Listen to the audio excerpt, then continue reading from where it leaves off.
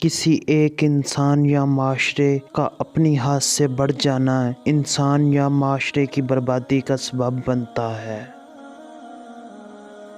پریشانی حالات سے نہیں بلکہ خیالات سے پیدا ہوتی ہے۔ جو شخص اللہ کے قریب ہے آپ اس کے قریب ہو جاؤ۔ بے شرمی سے قائم کیا گیا تعلق بدتمیزی سے ختم ہو جاتا ہے۔ اس سے پہلے کہ ہر چیز ہم سے چھین لی جائے ہمیں اس سے پہلے ہی چھوڑ دینا چاہیے۔ جب بولنے والا جانتا ہو کہ وہ جھوٹ بول رہا ہے لیکن سننے والا اسے سچ سمجھے تو ایسی بات کو خوشامد کہتے ہیں۔ اگر صرف عبادت سے انسان کا اللہ سے تعلق مضبوط ہو سکتا ہے تو انسان پر دوسرے فرائض عائد نہ کیے جاتے۔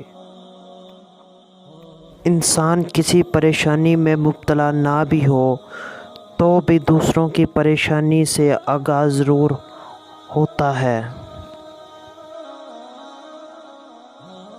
اس دوست پر گلہ نہ کریں جو آپ کو دھوکہ دے گیا ہو بلکہ اپنے آپ پر گلہ کریں جو ایک دھوکہ باز کو دوست سمجھتے رہے۔ انسان فیصلہ ایک لمحے میں کرتا ہے اور پھر اس فیصلے کا نتیجہ ساری عمر اس کے ساتھ رہتا ہے۔ جو دوسروں کو غلط کام پر لگاتے ہیں وہ اپنے لیے ہی دوزخ تیار کرتے ہیں۔ سب سے مشکل کام اس نصیحت پر خود عمل کرنا ہے جو آپ دوسروں کو کرتے ہیں۔ ہم آرام کی آرزو میں بے آرام ہو رہے ہیں۔